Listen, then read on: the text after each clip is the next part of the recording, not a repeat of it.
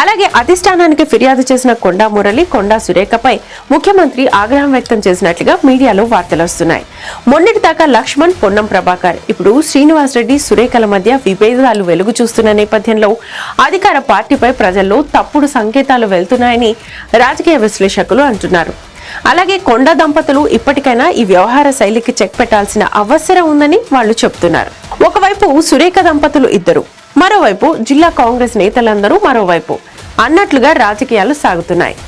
కడియం, రేవూరి, గండ్రా, బసవరాజు, సుధారాజు, నాగరాజు, నాయన వంటి నేతలు కొండా దంపతులపై గరమవుతున్నారు.